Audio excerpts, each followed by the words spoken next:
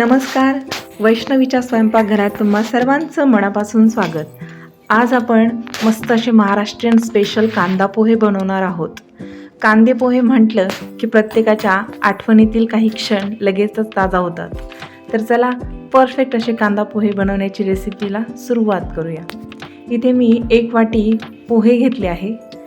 इथे मी जाडसर पोहे घेतले आहे. जर तुम्ही कागदी पोहे घेतले तर त्याचा लगेचच लगदा होतो, ते चिवट होतात. त्यामुळे असे जाडसर पोहे घ्यायचे. याला आपण स्वच्छ चाळून घेतले आहे आणि आता 2 ते 3 पाण्याने अलगद हाताने स्वच्छ धुवून घ्यायचे आहे. आता मी हे चाळणीमध्ये स्वच्छ धुवून मग निथळायला ठेवले आहेत. असं केल्याने पोह्यामध्ये जे एक्स्ट्राचं पाणी असेल ते पूर्णपणे निघून जाईल. पोहे छान भिजत आहे तोवर मी ही सर्व कटिंग करून घेतली आहे. आता मी कढई गरम करायला ठेवली होती. कढई छान गरम झाली की त्यामध्ये 3 चमचे तेल घातलं आहे. पोह्यांना थोड्या प्रमाणात तेल जास्तच लागते, त्यामुळे आपण पोहे बनवत असताना तेलाचा थोडा जास्त वापर करणार आहोत. जिरं मोहरी यामध्ये अर्धा चमचा घातली आहे. छान फुलली की मग शेंगदाणे आणि मग नंतर 5 ते 6 कढीपत्त्याची पानं घातली आहे. छान परतले गेले की मग त्यामध्ये आपण कापून ठेवलेला बटाटा घालूया. बटाटा छान परतून घ्यायचा आहे. बटाटा 50% शिजला की मग त्यामध्ये आपण कांदा घालूया. कांदे पोहे म्हटलं की कांदा जरा जास्त प्रमाणात वापरायचा, म्हणजे पोहे एकदम चवीला भारी लागतात. आता 2 ते 3 मिनटं छान कांदा गुलाबी रंगावर येईपर्यंत मस्त हे सर्व परतून घ्यायचं आहे. मग त्यामध्ये मी इथे 2 बारीक मिरची कापून घातली आहे. इथे मी थोडासा गाजर कापून घातला आहे. गाजर पूर्णपणे ऑप्शनल आहे. तुम्हाला घालायचा असेल तर घालू शकता किंवा स्किप केला तरीही चालेल. आता मी इथे अर्धा चमचा हळद घातली आहे. सर्व भाज्या पूर्णपणे परतत आल्या मगच हळद घालायची आणि चवीपुरतं मीठ घातलं आहे.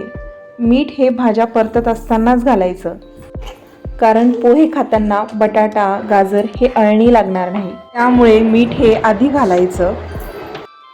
आता आपले पोहे छान भिजले आहे, ते सर्व यामध्ये घालून घेऊया. अर्धा चमचा इथे मी साखर घातली आहे. तुम्हाला जर आवडत नसेल साखर तर तुम्ही स्किप करू शकता. आता आपले हे अलगद हाताने संपूर्ण पोहे आपल्याला छान मिक्स करून घ्यायचे आहे.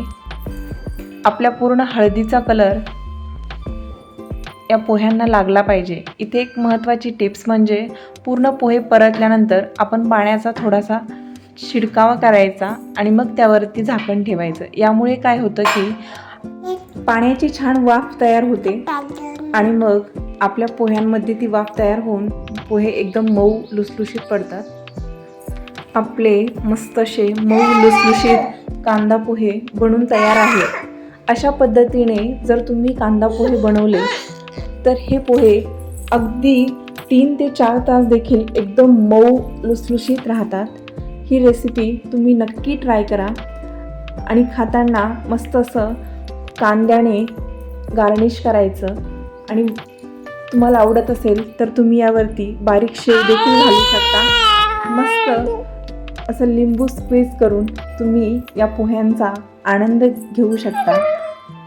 तुम्हाला ही रेसिपी कशी वाटली कमेंट करून नक्की सांगा. चॅनलवर नवीन असाल तर चॅनलला सबस्क्राईब करा आणि बेल आयकनचं बटनसुद्धा नक्की प्रेस करा, म्हणजे आपल्या व्हिडिओचे नोटिफिकेशन सर्वात पहिले तुम्हाला येतील. तर भेटूया अशाच नवनवीन व्हिडिओसोबत. तोपर्यंत खात राहा, मस्त राहा. धन्यवाद.